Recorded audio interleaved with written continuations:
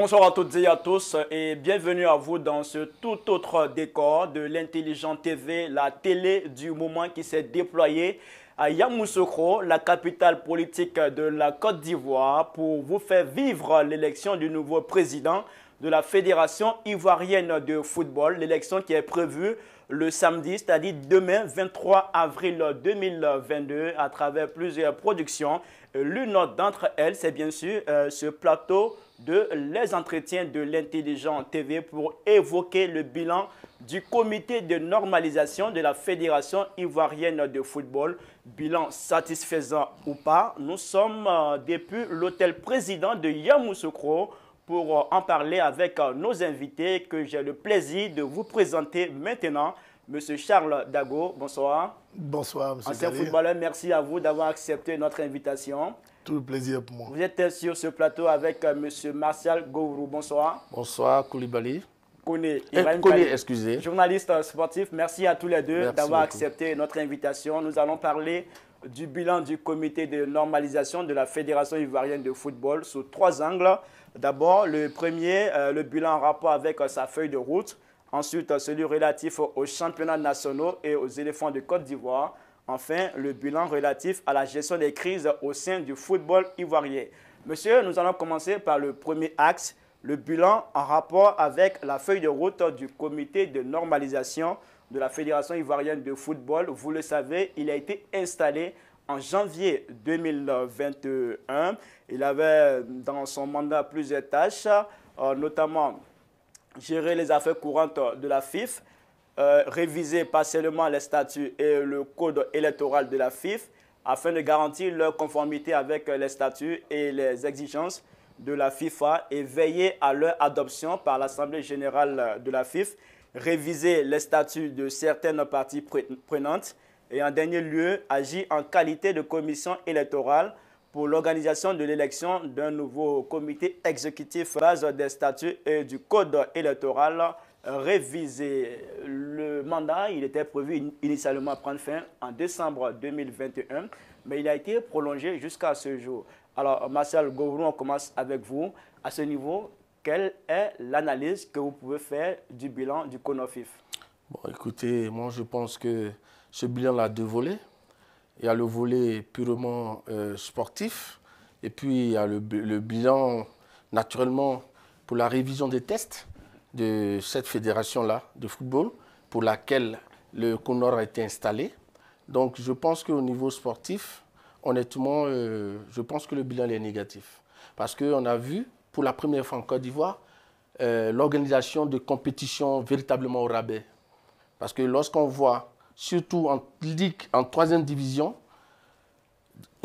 un championnat alors, qui se limite. Martial, après nous allons parler du bilan, le volet sportif. Oui. Mais là, je voudrais qu'on s'intéresse d'abord à la feuille de route du comité de normalisation. Est-ce qu'au regard de cette feuille de route, on peut dire que le bilan il est satisfaisant ou pas?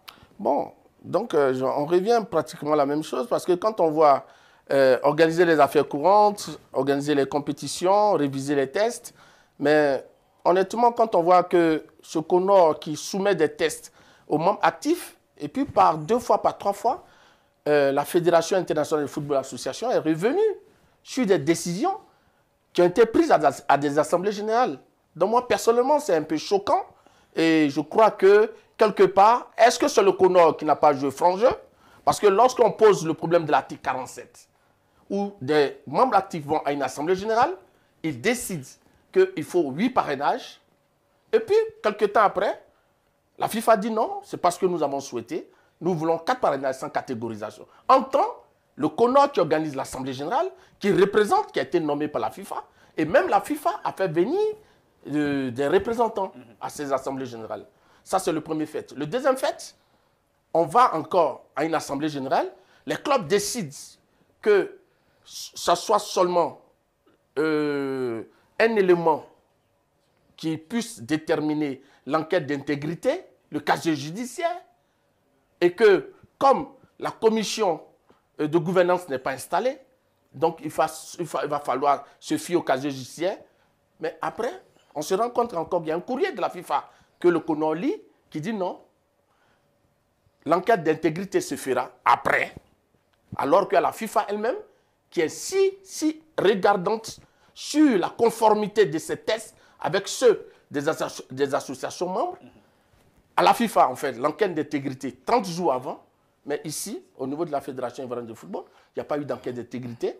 Donc, ça veut dire quoi? Il y a des conditions d'éligibilité qui ne sont pas fixées, mais on permet à des candidats d'aller et de compétir, et après on dit non, on va voir, si quelqu'un gagne, on viendra dire que non, écoutez, on va mener une enquête, si il est épinglé par l'enquête, son élection sera annulée. Donc je pense que tout ça, c'est la continuité du travail fait par le CONOR. Donc, personnellement, je pense que c'est un échec. C'est un échec total. Bilan négatif oui, pour tout vous. Pour moi, Charles Dago, bilan négatif pour vous également. Vous partagez son avis? Pas entièrement, oui, je dirais peut-être à 80% dans la mesure où, par rapport à sa feuille de route, il reste l'organisation pratique de l'élection. À ce niveau-là, je ne sais pas si elle va réussir l'organisation de l'élection demain. Donc, pour ça, je pourrais encore être en attente. Maintenant, pour ce qui est de la gestion, par exemple, de cette feuille de route-là, c'est-à-dire la gestion des affaires courantes, je pense que là aussi, ça n'a pas été reluisant. Voilà. Ensuite, pour ce qui est des parties prenantes comme l'Africa Sport, ça a été un échec. On sait que c'est la suite. C'est vrai que l'Africa Sport était abonné au Palabre, mais c'est vraiment à la suite de la gestion de cette crise-là, à mon sens, mal organisée par le CONOR, que l'Africa se retrouve, un club aussi mythique se retrouve en deuxième division. Donc je pense qu'à ce niveau-là aussi, il y a une mauvaise gestion.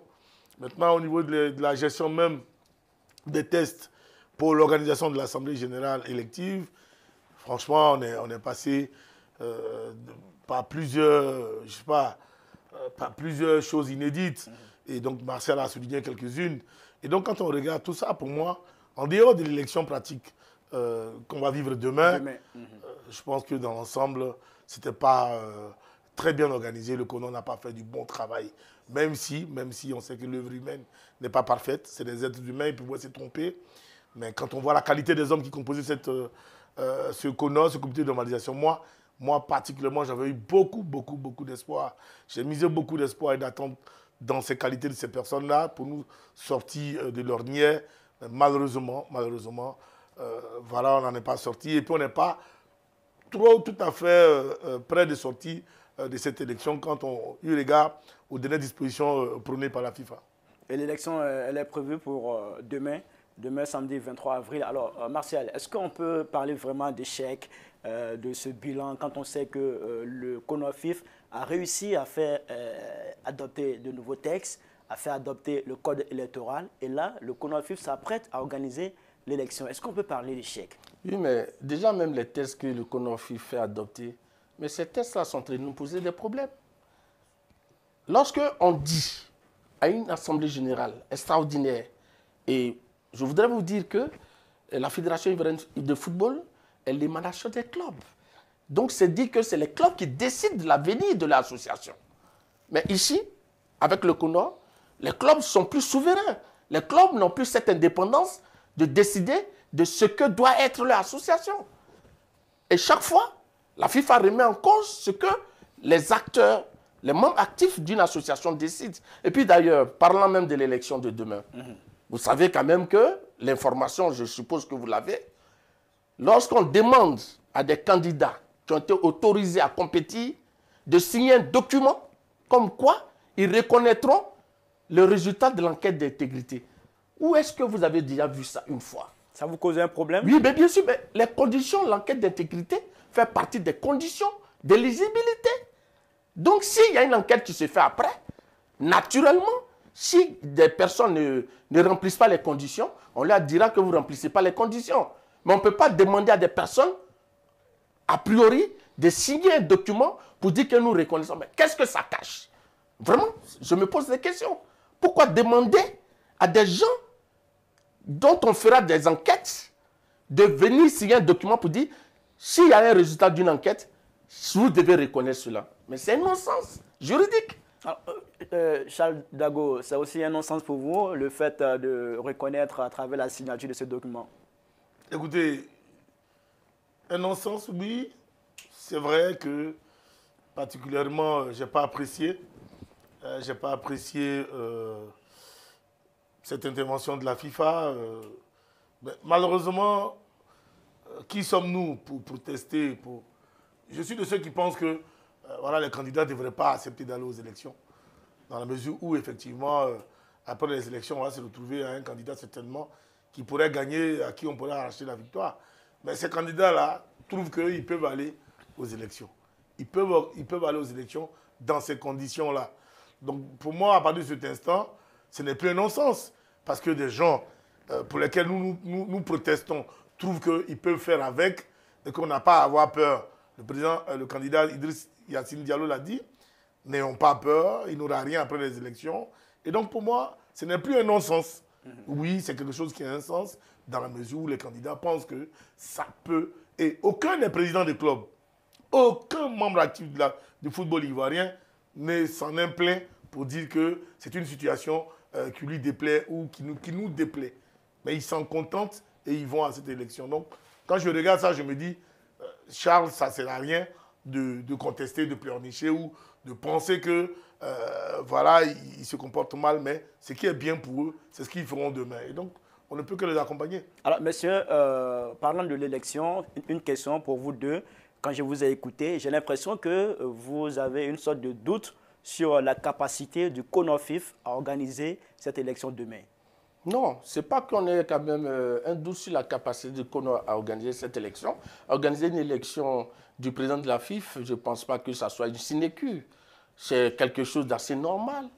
On connaît, il faut lire les délégués qui seront là, il faut avoir une transparente, il faut sceller la une, il faut avoir un coin où il faut mettre le bulletin dans l'enveloppe avant de venir la déposer. Donc je pense que si c'est au plan organisationnel, il n'y a pas de problème. Mais ce qu'on craint, lorsque avant l'élection, on demande aux candidats de signer un document, pour l'instant, jusqu'à l'heure où nous faisons cette émission, on sait que M. Didier Drogba a signé ce document, on sait que M. Idriss Diallo a signé ce document, mais on n'a pas encore l'information que le troisième candidat a signé le document. S'il ne signe pas le document, qu'est-ce se passera-t-il demain? Est-ce qu'il n'est pas en train de refuser de signer ce document? C'est possible. S'il refuse, je pense que c'est son droit. Pourquoi et certainement qu'il a les raisons. Pourquoi il va refuser? Parce que quand on sait que l'enquête d'intégrité fait partie des conditions, des critères d'éligibilité de l'élection du président de la FIF, on n'a plus besoin de demander à des candidats de signer un document et dans lequel ils diront qu'on reconnaîtra les résultats de l'enquête d'intégrité. Ce n'est pas possible. C'est une façon d'enchaîner les gens. Là, dans les processus, et ça, c'est la FIFA même qui donne ce droit.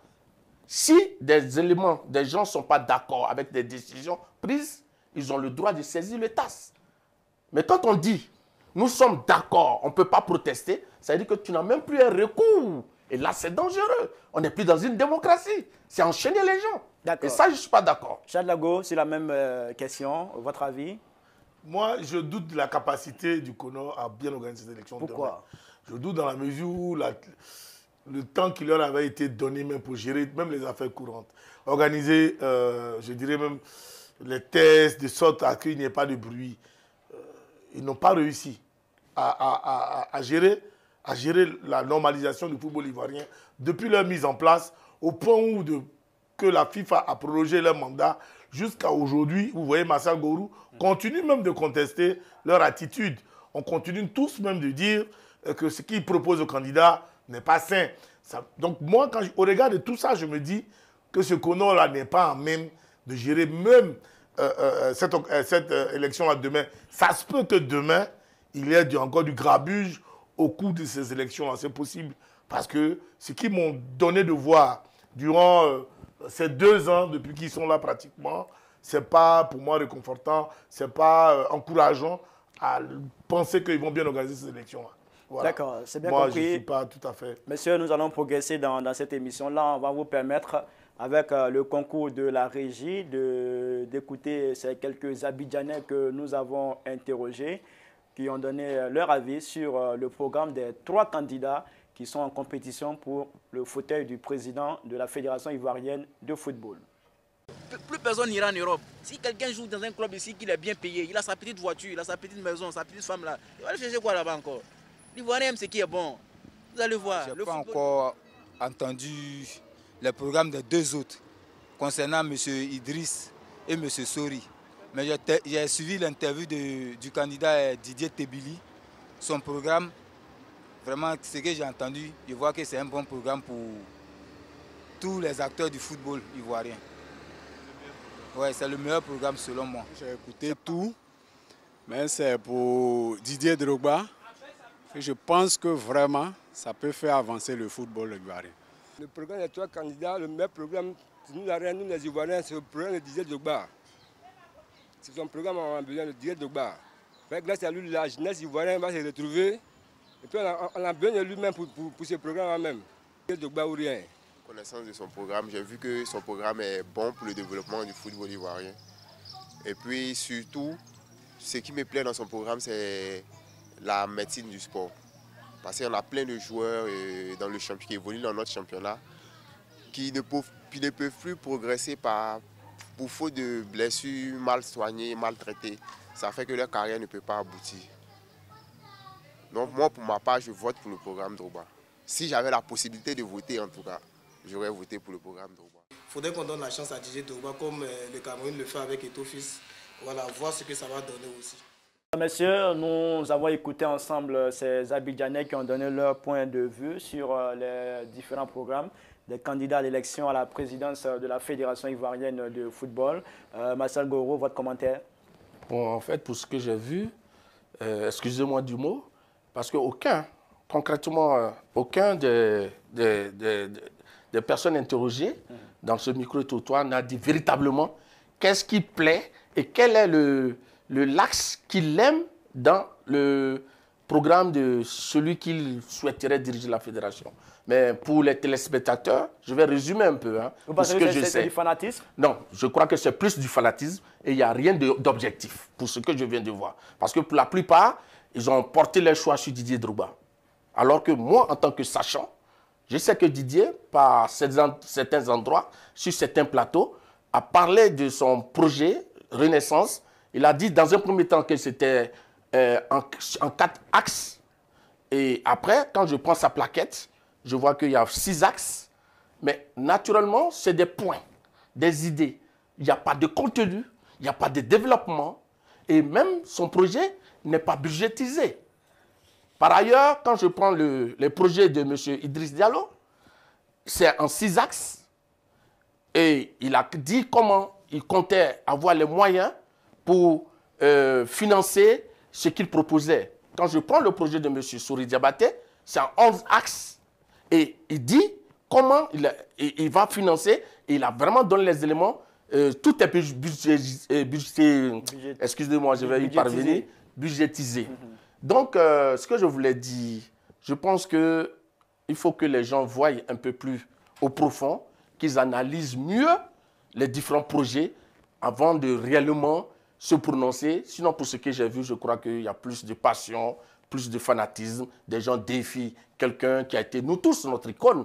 Didier Drogba, nous l'aimons tous, le footballeur. Mais aujourd'hui, c'est le citoyen Didier Drogba qui vient, qui postule au poste de président de la fédération.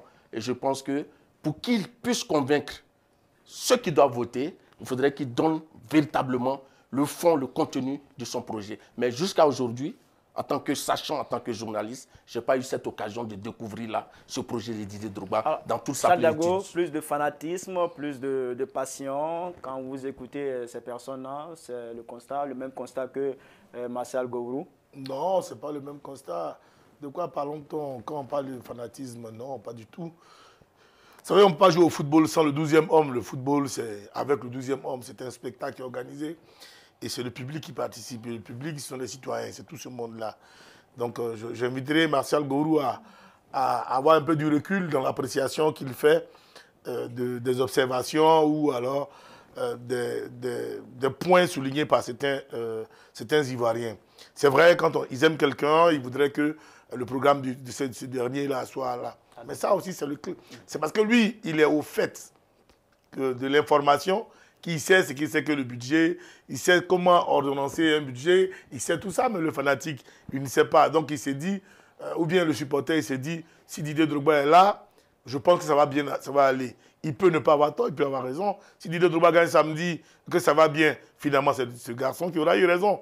Ou voilà, ce garçon qui n'avait pas apprécié mieux les projets des deux précédents candidats, mais qui a eu dit parler des candidats, du projet du candidat Didier Drogba.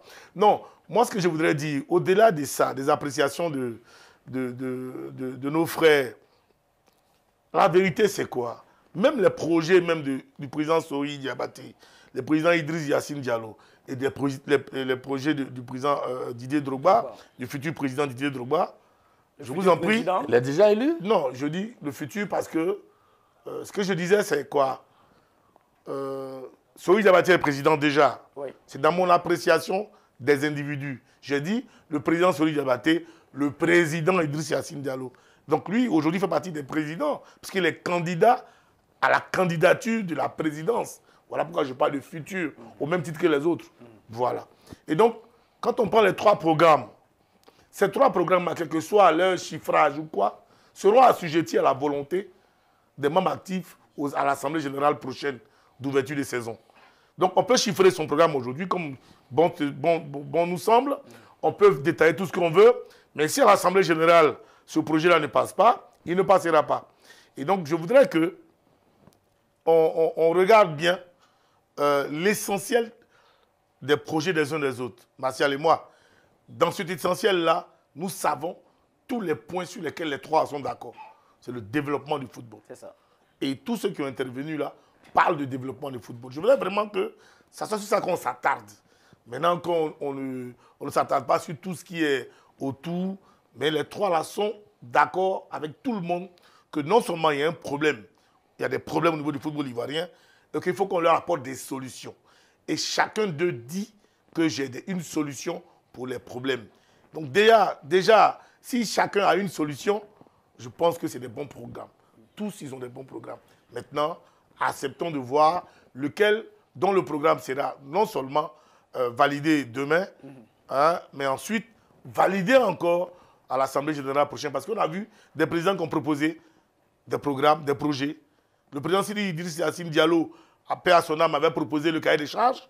L'Assemblée générale, les membres actifs des clubs l'avaient dit, on n'est pas encore prêt, attendez, mais ça c'est de quoi je parle. Donc je veux dire que vous pouvez proposer tout ce que vous voulez aujourd'hui, mais si c'est même Agman Matif à dire qu'ils ne sont pas prêts demain, ça ne passe pas. Alors, voilà un peu ce sur quoi je voulais... À la faveur de cette élection, on entend beaucoup dire que les supporters ne sont pas concernés, ils n'ont pas leur mot à dire pour cette élection. C'est seulement les membres actifs, les présidents de club qui ont leur mot à dire. Est-ce qu'on peut dire que les supporters n'ont rien à dire dans cette élection? C'est quand même le 12e homme. Non, bon, je pense que là, on n'est pas dans un match de football. On sort carrément du cadre des pelouses. On est à une élection de président de la Fédération ivoirienne de football.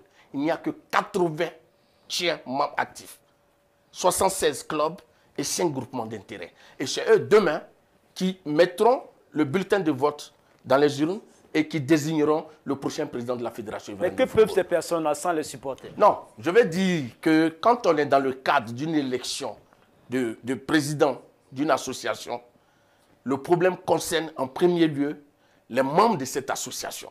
Maintenant, tout ce qui entoure les candidats, j'appelle ça du folklore, purement du folklore, parce que ça ne peut rien changer. Alors, je suis désolé. C'est du folklore? C'est pas du folklore.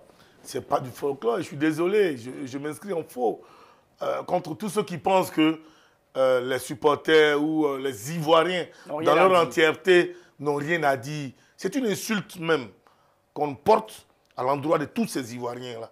Parce qu'on ne peut pas jouer au football. C'est vrai que le Covid a montré qu'on peut jouer des matchs sans le public, c'est vrai. Oui, c'était une circonstance atténuante. C'est le Covid, c'est la maladie. Mais le football sans le public n'est pas le football que nous aimons. Ce n'est pas ce football-là pour lequel nous sommes en Afrique. Nous l'utilisons comme l'opium du peuple. Mais quand Marcel Bourg lui-même dit que le football, c'est l'opium du peuple, c'est de quel football il parle? C'est ce même football dans lequel le peuple intervient. Le 12e dont on parle, c'est qui? C'est le même peuple. Mais pourquoi, si ils n'étaient pas aussi importants, les trois candidats allaient se chevaucher sur tous les plateaux de télévision? Ils auraient dû donc, depuis, dire qu'on n'a pas à faire au peuple, on n'a pas à présenter nos programmes au peuple, on s'intéresse aux 80e membres, mais ils savent pertinemment que ce peuple-là est important. Et je tiens à le souligner. Je m'inscris en faux devant n'importe qui pense que le peuple de Côte d'Ivoire ne doit pas participer, ou bien sa participation est vaine dans ces élections-là. C'est archi faux. Sans eux, il n'y a pas de sponsor. Parce que même le président Sori Diabaté, le président Idriss Yassine Diallo, le futur président Didier Drogba, pour les mettre au même titre que le nom de président, je souligne ça très bien. Ils ne pourront pas... Sauf qu'à tout moment, quand on parlait de Drogba, on parlait de futur. Mais quand oui, non, eux, ils sont déjà... Ils seront toujours futurs, mais ils le sont déjà. Je ne pourrai jamais parler de le président Sori Diabaté pour dire futur président. Il est déjà président. Nous tous, on l'appelle président Sori. On l'appelle Idriss Yassine Diallo, président Yassine Diallo. Mais Didier Drogba, on ne peut pas l'appeler président. Il n'est pas encore dans la classe des présidents. Et comme il soumissionne, c'est pour cela que je le dis. Maintenant, si c'est déplacé, comme en excuse. Mais je dirais, et c'est clair, toutes ces trois personnes-là proposent un programme dans lequel il y a du sponsoring. Le sponsoring obéit à des règles. Dans ces règles-là, le public compte. Ça. Donc si ce public-là, aujourd'hui, vous le désavouez, vous l'ignorez, vous considérez que ce public-là est nul et son action est de nul effet, ça veut dire que vos sponsoring que vous promettez aux 80e membres actifs, là, c'est du vent que vous allez vendre aux gens. C'est ce que ça veut dire. Je voulais répondre. Il est important de compter avec eux. Je voulais rebondir. Avant de rebondir, son avis. Cette question pour vous, pour aller dans le même sens que Charles Dago, si vous estimez que le public n'a rien à dire dans cette élection, comment vous pouvez expliquer ces nombreux passages des candidats sur les chaînes de télévision? Non, mais ça c'est... Est-ce que pour parler au président de club, on a besoin d'aller sur une chaîne de télévision? Les présidents de club ne vont pas sur les plateaux de télé pour solliciter ou bien pour parler à un public. Les présidents des clubs les candidats participent à ces débats-là à la demande des chaînes de télévision mais ils peuvent refuser. Qui veulent informer leurs téléspectateurs ou bien les radios, les auditeurs pour dire que voilà un événement qui se passe, voilà ce que les différents candidats pensent. Mais ce que je vais dire, je ne dis pas que le public n'est pas important dans le fonctionnement du football. Mais ici, nous sommes à une élection. Il n'y a aucun critère qui dit qu'il y a un public qui intervient dans l'élection du président de la Fédération ivoirienne de football. Ça, il faut être assez clair et le dire. Mais c'est ce que je te dis, il y a un critère. Celui qui dit qu'il doit venir dans l'instant... Imaginez un seul instant. Vous pensez qu'en 2015, la Côte d'Ivoire a gagné, ça calme, mais le peuple ivoirien était dans la joie. On n'a pas demandé à savoir qui a joué, qui n'a pas joué. Mais c'est le résultat qui importe. Donc, comme pour vous dire qu'aujourd'hui, quel que soit celui qui sera élu demain, si les éléphants ou même un club ivoirien enregistrent de bons résultats, les Ivoiriens seront contents. Alors, monsieur, on va plancher sur un autre... Non, je ne peux pas laisser passer ça. Je m'excuse, Khalil.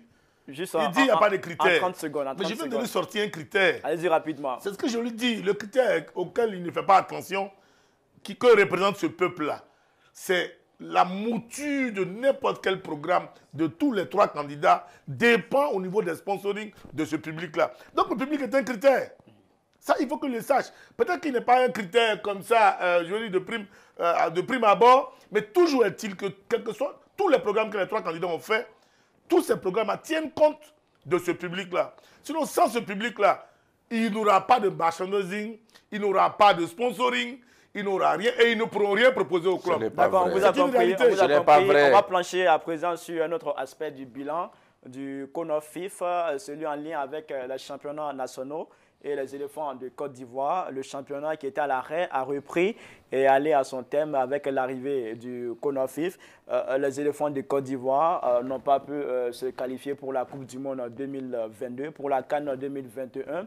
Ils sont sortis au second tour. À ce niveau, comment on peut dresser le bilan du CONOFIF, Martial? Bon, moi, je pense qu'au niveau des compétitions, depuis que le CONOR est là, j'ai dit et je le répétais, au niveau de la D3, on a joué pour la première fois dans l'histoire du football ivoirien une compétition à 7 journées.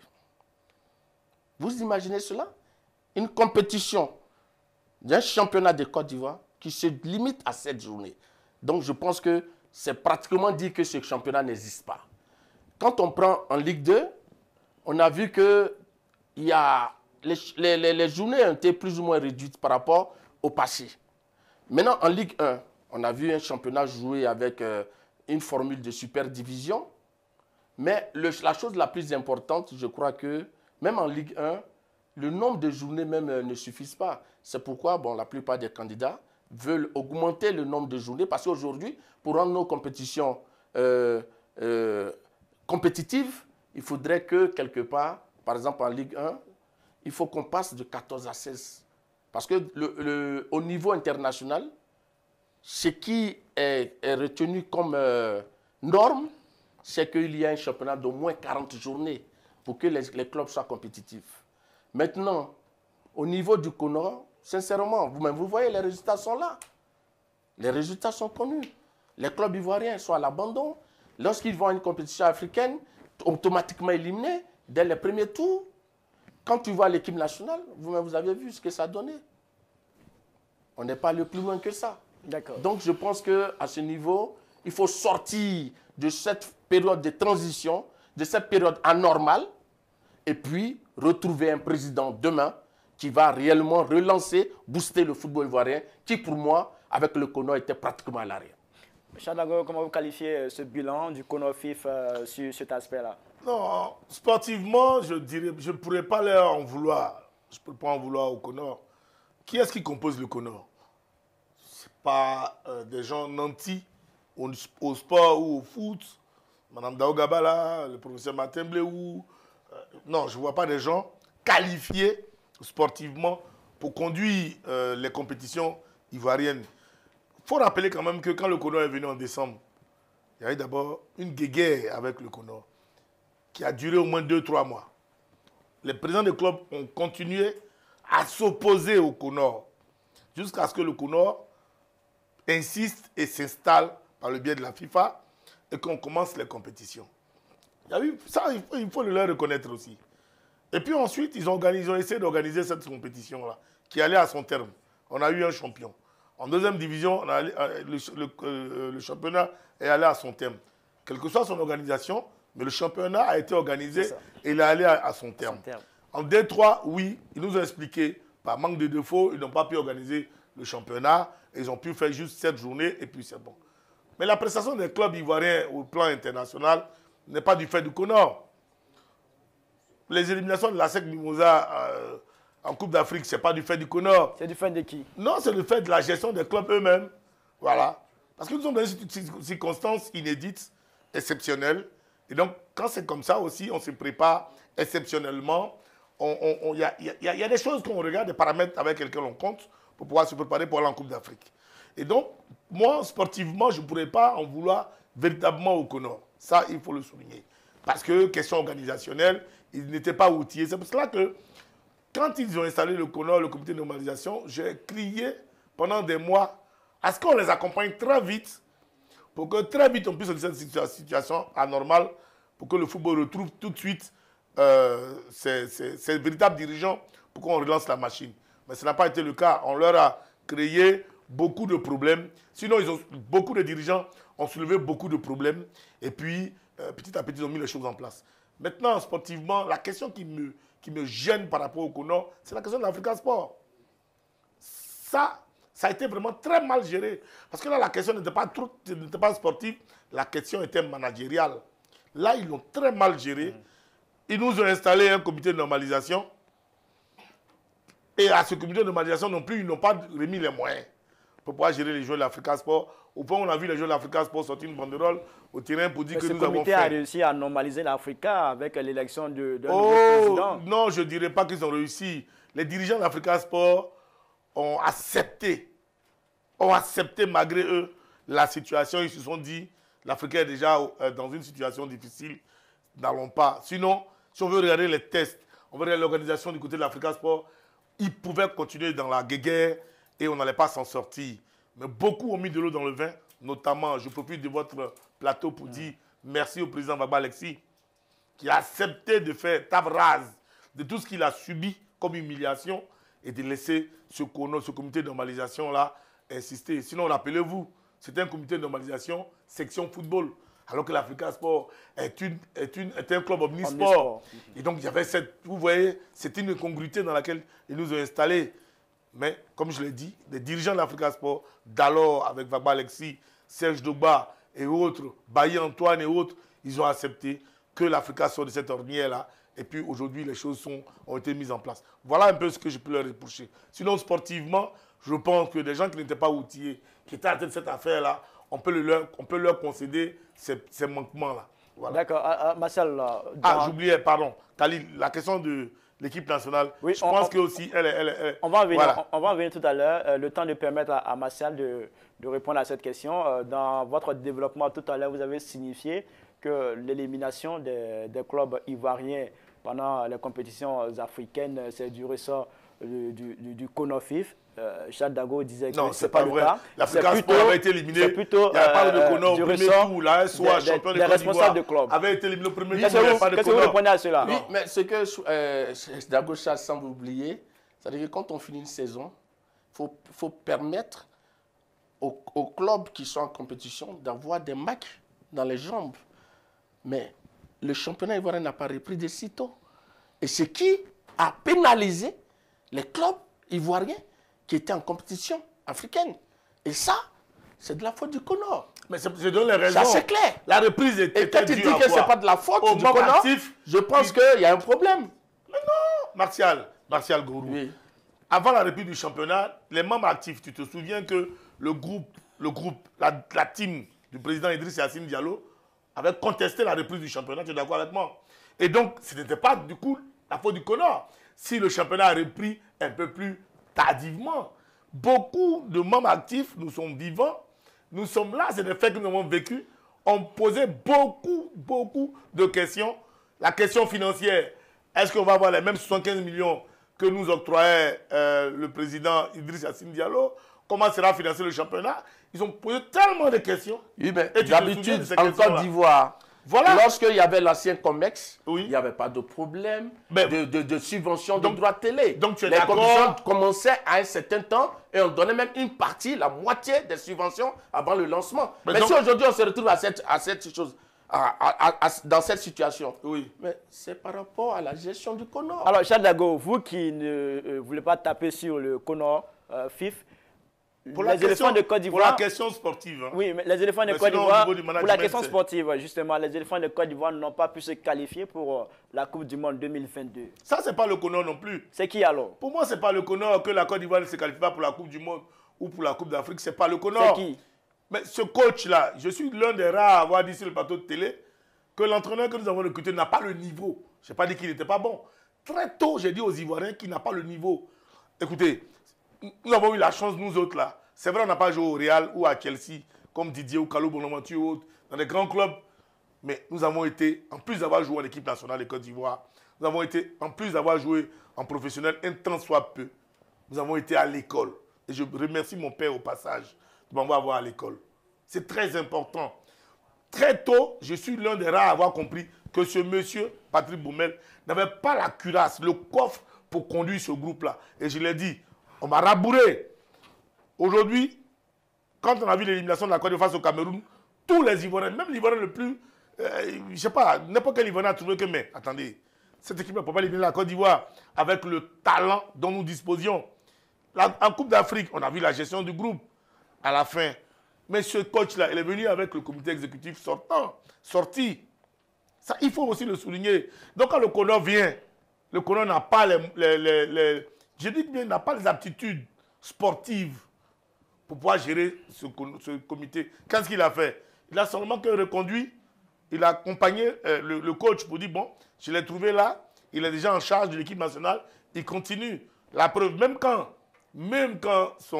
le comité de normalisation, son mandat est arrivé à terme, qu'on l'a prorogé, le CONOR a encore prolongé le coach parce qu'ils ne savent pas où aller. D'accord, on vous a bien compris. On vous a bien compris à ce niveau. Ce n'est pas du ressort du CONOR. Martial Gourou, rapidement, avant qu'on ne parte un peu plus loin. En dehors de l'aspect technique, hein, une sélection nationale évolue dans un environnement, une organisation. Mais l'organisation qu'on a vécue avec ce CONOR-là, je pense qu'il laisse à désirer. Il y a eu de vieux problèmes dont on ne parlait plus dans cette sélection de Côte d'Ivoire depuis près d'une dizaine, quinzaine d'années, mais on ressurgit. Des problèmes de primes. Il y avait une ségrégation au niveau du traitement des membres de cette sélection-là. Mais ça, ça peut déstabiliser même le meilleur entraîneur au monde. Il y avait des bagarres à n'en point fini dans cette sélection. Parce qu'on a voulu mettre certaines personnes de côté, on a voulu privilégier d'autres. Ce n'est pas le sujet, le sujet de notre débat de ce soir. Le sujet. Mais je vais dire que, si, en réalité, c'est le sujet. Quand tu on n'as pas le poids commercial. On peut tout reprocher à Baumel, oui. Mais moi, pour ce que je retiens, oui. Ce coach a permis à cette équipe de Côte d'Ivoire de produire quand même un jeu de qualité, de montrer qu'il y avait un groupe qui est né, et il fallait continuer avec ce groupe pour permettre à la Côte d'Ivoire d'être assez efficace, assez représentatif. Alors, monsieur, on parle du bilan du CONOFIF, ce bilan pour le temps que le CONOFIF a passé à la tête de la gestion du football ivoirien. Demain, c'est l'élection du nouveau président de la FIFA. Cette élection va certainement mettre fin à l'existence du CONOR. Et relativement à cette élection, nous avons interrogé un journaliste sportif, Annoncia Sewé, vous le connaissez bien. Il a donné son avis sur cette élection. On l'écoute.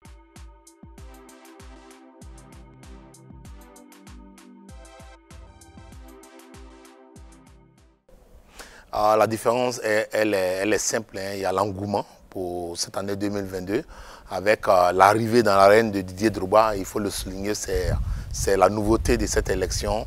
Un ancien footballeur candidat à l'élection à la présidence de la Fédération ivoirienne de football. C'est une première et sa candidature a été validée. C'est une vedette, c'est une icône qui glande du monde, qui traîne la foule. Donc ça fait que le public s'intéresse à cette élection. Les Ivoiriens s'intéressent à cette élection et notamment les réseaux sociaux, puisque ça fait partie maintenant du quotidien de tout un monde. Voilà, c'est notre quotidien, les réseaux sociaux s'enflamment à l'idée de voir Didier Drogba diriger la Fédération ivoirienne de football. Donc c'est la nouveauté. Tout le monde parle de football aujourd'hui. Tout le monde veut savoir ce qui s'y passe. Qu'est-ce que la FIFA engrange comme revenu ou autre. Tout le monde est concerné. Donc c'est la seule nouveauté. Auparavant, surtout l'élection de 2011, on avait deux candidats, Sidi Diallo, paix à son âme, et Salih Bitogo. C'est vrai au niveau de la presse, on a eu des panneaux dans la capitale à Abidjan, puisque l'élection s'est déroulée au plateau, mais ça n'avait pas d'engouement surréaliste comme on le voit cette année. Donc c'est la seule différence. Les élections à la FIFA ont toujours passionné les Ivoiriens parce qu'on parle de football, l'opium, mais aujourd'hui tout le monde veut voir Didier Drogba à la tête de la fédération. C'est la nouveauté. Même lorsqu'il est absent au cours d'un débat, ça fait le buzz parce qu'on trouve toujours des choses à dire. C'est la seule particularité. Sinon, pour moi, une élection reste une élection, mais c'est son arrivée qui crée au moins ce buzz qu'on n'a jamais connu.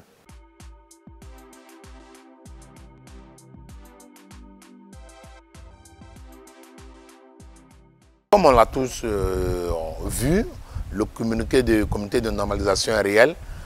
Il y aura le résultat de l'enquête liée à l'intégrité, qui est un formulaire soumis aux différents candidats, qui va trancher si celui qui est élu a rempli vraiment les règles en matière de gestion. Donc, sincèrement, c'est une épée qui risque de trancher l'élu qui ne remplirait pas les conditions édictées par la FIFA. Comme on le dit, le formulaire d'intégrité fait partie des critères d'éligibilité, donc c'est sûr que ça va peser et celui qui est élu ne peut pas jubiler parce que là, il y aura un résultat qui va certifier les élections du 23 avril 2022. Donc, comme on le dit, on pourra organiser les élections, mais le verdict reste la certification de la FIFA.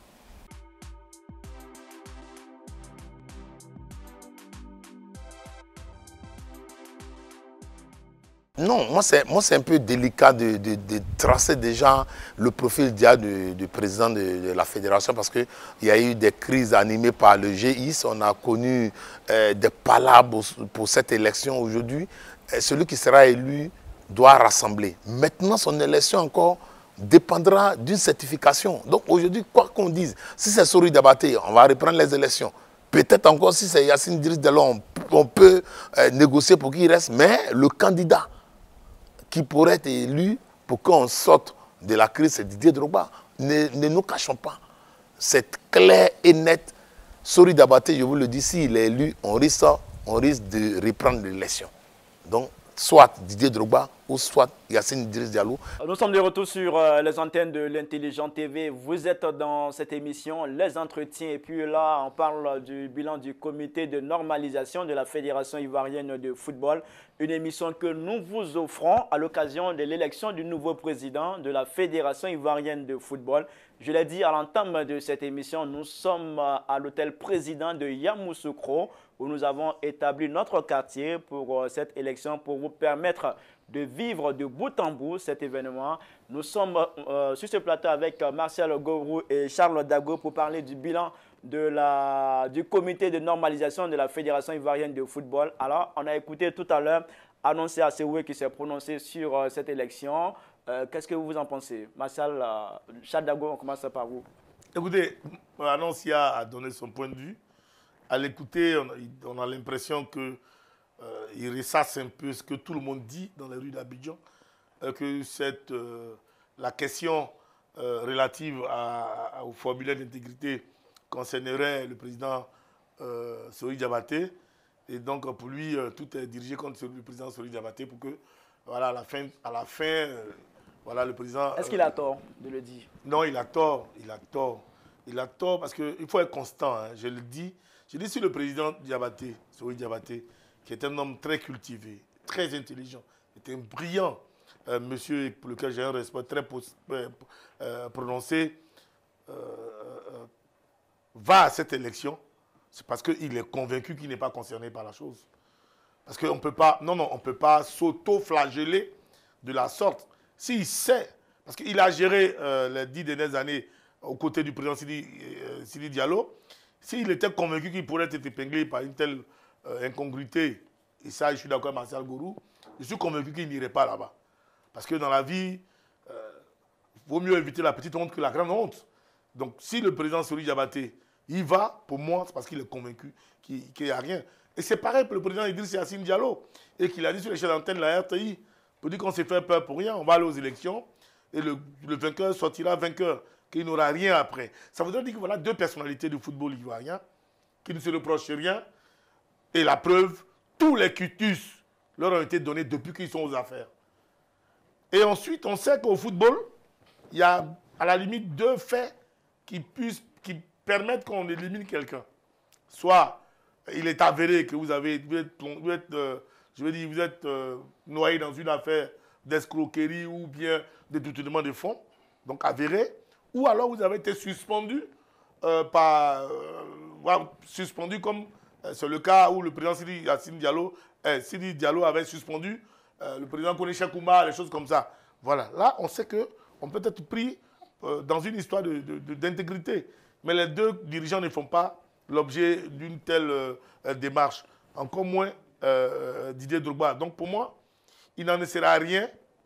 Il n'en sert à rien. Et puis après, s'il y a quelque chose qui devrait advenir, le TAS est là pour partager tout le monde. Donc pour moi, Annoncia, je suis désolé, mais ce n'est pas sérieux. Ce n'est pas sérieux qu'ils le disent. C'est un journaliste. Je pense que quand on est journaliste, on doit analyser les choses à froid et puis se projeter sans toutefois prendre parti parce qu'il faut se détacher de l'opinion normale. Alors que lui, il est dans l'opinion. Il vous dira qu'il a analysé à froid cette situation avant de se prononcer ainsi. Martial Gorou. En fait, moi, ce que je voulais dire, permettez-moi de rire, parce que pour ce que je viens d'écouter par rapport à Annoncia Assewé, j'ai l'impression qu'il a dû lire dans une boule de cristal. Parce que, logiquement, il y a une enquête d'intégrité qui n'est même pas encore faite. Mais Annoncia sait déjà que c'est M. Sori qui est visé. Vraiment. C'est quand même là, il a des qualités de charlatan. Oui, il lance des courriers et il devine. Moi, ce que je voulais dire, pour faire plus sérieux, je voulais dire qu'en journalisme, on dit les faits sont sacrés. Et aujourd'hui, les faits, c'est quoi? La FIFA dit qu'elle va mener une enquête d'intégrité. Et à la suite de cette enquête, celui qui sera épinglé, même s'il est élu, son élection sera annulée. Donc, je pense qu'on doit s'en tenir à cela. Donc, pour l'instant, avant cette enquête, on suppose que les trois candidats sont même pied d'égalité et sont tous visés par cette enquête-là. C'est ce que je voulais dire. D'accord, monsieur, on va parler du dernier point du bilan du CONOFIF, le bilan relatif à la gestion des crises dans le football ivoirien. C'est vrai, on en a parlé un peu avec la situation d'Africa Sport d'Abidjan. Est-ce que de façon générale, on peut dire que le CONOFIF a réussi à pacifier le football ivoirien? Chandago. Ils n'ont même pas essayé de le pacifier. Comment ils peuvent réussir? Ils n'ont même pas essayé. Pour nous qui sommes dans l'arène, nous savons que finalement, ils sont devenus partie prenante même de la crise. Au point où moi, Charles, je suis convaincu qu'après ces élections, nous allons vivre une situation post-crise. Et là, la FIFA ne nous aide pas non plus avec cette histoire de formulaire d'intégrité. Non, le CONO a tellement créé je veux dire, des problèmes entre les dirigeants du football ivoirien et que, voilà, c'est pour cela que j'ai aimé la force de ces deux personnalités, Sory Diabaté et Idriss Yacine Diallo. Nonobstant les pics qui se sont lancés en direct, ils ont montré un acte d'amitié, de fraternité, pour montrer que nous sommes dans le foot. Et que le foot, quelqu'un te tacle, il te fracture la jambe, mais le lendemain, quand tu le vois, tu le salues. Et c'est ça la grandeur du foot. Et ça m'a plu. Mais eux, les membres du CONO, ils ne l'ont pas fait. Ils n'ont aidé personne. Honnêtement, ils n'ont aidé personne. Parce que pour moi, la gestion des affaires courantes, ça devait être ça. Regarde ce qu'ils ont fait de l'Africa Sport. Vous pensez que le fait qu'ils aient fait ça de l'Africa Sport, ils n'ont pas touché à Sory Diabaté? Ils n'ont pas touché à Idriss Diallo? Vous pensez? Non. L'Africa Sport, c'est l'un des grands clubs de ce pays. Et regardez où ils l'ont mis aujourd'hui. Ça, c'est un. Regardez ce qu'ils ont proposé au niveau... Regardez comment ils ont rabouré les présidents des clubs. Ils les ont infantilisés. Quand ils font des propositions, ils cachent des documents et ils ne sont pas informés. Le lendemain, la FIFA dit non, voilà ça, c'est ce que vous devrez faire aujourd'hui. Et des responsables comme ça sortent d'une assemblée générale et ils sont vilipendés dans les rues d'Abidjan, en Côte d'Ivoire. Ils sont pris pour des faux types. C'est grave. Quand le CONO organise un audit, j'ai eu très mal même pour l'immensité de ce monsieur, le professeur Martin Bleou. Franchement. Mais malheureusement, quand on regarde les tests, on se pose des questions pour savoir est-ce que c'est notre professeur émérite, cette éminence-là, qui participe à l'élaboration de ces tests-là. Il y a de quoi se poser des questions. Quand on prend cette dame-là, qui est pour moi un repère, parce qu'aujourd'hui, au niveau des femmes, il nous faut des repères. Quand on la voit, on dit, ah voilà une dame à laquelle nos enfants, nos filles doivent ressembler demain, mais qui se comporte de la sorte, je me pose beaucoup de questions. Donc pour moi, ils ont participé. Regardez la question de l'audit. Vous imaginez Fekese, monsieur Fekese, ex-directeur général des impôts de Côte d'Ivoire. Monsieur Ezalé, ex-directeur général de Sodesam. Monsieur Idriss Yacine, monsieur Sidi Diallo, ex-PDG de Ivocep. Des monuments, des hauts cadres de l'administration ivoirienne, des gens qui ont employé des milliers de personnes. Ils sont traînés dans la boue pour une histoire d'audit. Et eux-mêmes, ils ne sont pas informés. Ils ne sont pas confrontés à l'audit. Et n'importe qui parle de Fekese, de Sidi Diallo, de ces personnalités-là. Est-ce que vous pensez que ça, c'est normal? Donc, et ça, pour vous, tout ceci a participé à augmenter les tensions au sein du football ivoirien? Mais justement, alors que ce sont des hommes, c'est des frères et sœurs.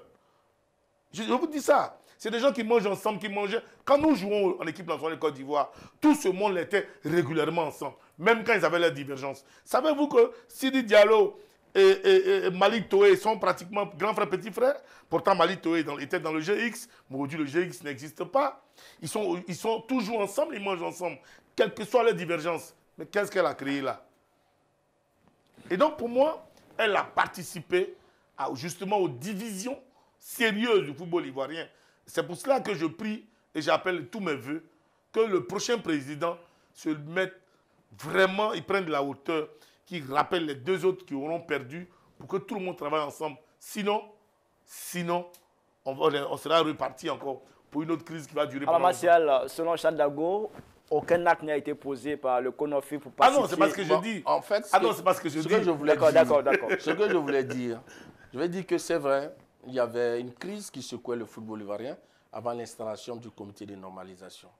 Ça, c'est vrai, c'est un fait.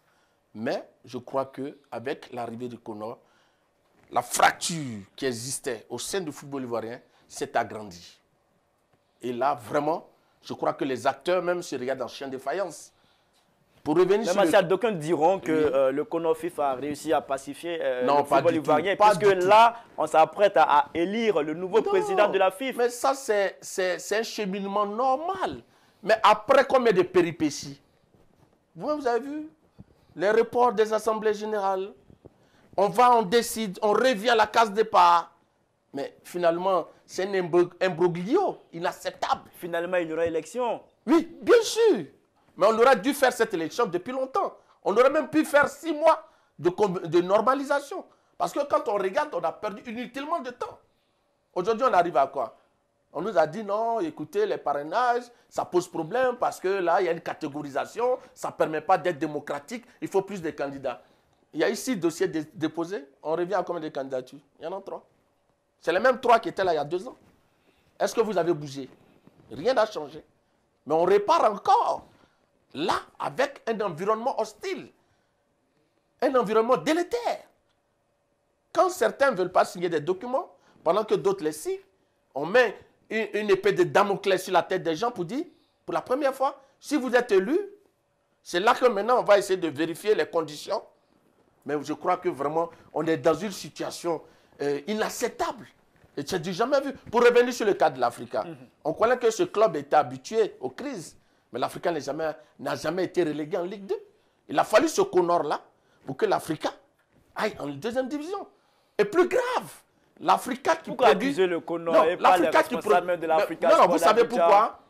On a dit qu'il y avait deux... qui disait que l'élimination des clubs dans la compétition africaine est du ressort je vais vous dire, Je vais vous dire pourquoi le Konor est responsable de la relégation de l'Africa. Laissez les problèmes des personnes. Laissez les problèmes de 2 présidents. Mais lorsque l'Africa produit un spectacle pour lequel un partenaire de la fédération donne de l'argent pour les droits télé, mais pourquoi est-ce que le Konor bloque les droits télé de l'Africa? Sous prétexte qu'il ne savent pas à qui donner. Oui, sous prétexte qu'il ne savent pas. Alors que c'est vous qui gérez les choses, la situation à l'Afrique. Vous affamez des joueurs. Et c'est eux qui ont créé cette scission.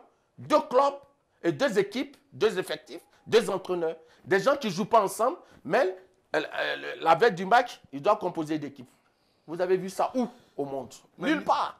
Donc, je crois que ce Konor-là, sa mission est vraiment assez négative. Elle est venue, elle a posé plus de problèmes qu'il n'y en avait au niveau du football ivoirien. Khalil, rapidement, mon fils Flores me disait, mais papa, vous allez faire quoi à Yamoussoukro? Une élection au cours de laquelle le perdant et le gagnant sera perdant et le perdant sera gagnant. C'est-à-dire que voilà un petit qui prend pourri, mais c'est dans cette situation que nous sommes venus. C'est-à-dire que celui qui va gagner pourra devenir perdant demain et celui qui va perdre pourra devenir gagnant demain. On est venu d'un qui perd gagne à Yamoussoukro. Tout ça, c'est le fait du Konor. Voilà. D'accord. Alors, messieurs, merci. Nous sommes à la fin de cette émission. Déjà, Charles Dago, oui, que le temps passe vite. On aurait bien voulu aller au-delà des 52 minutes, mais là, on est obligé de rendre l'antenne. Merci à vous d'avoir accepté notre invitation. Charles Dago, ancien footballeur ivoirien. Journaliste aussi, journaliste aussi.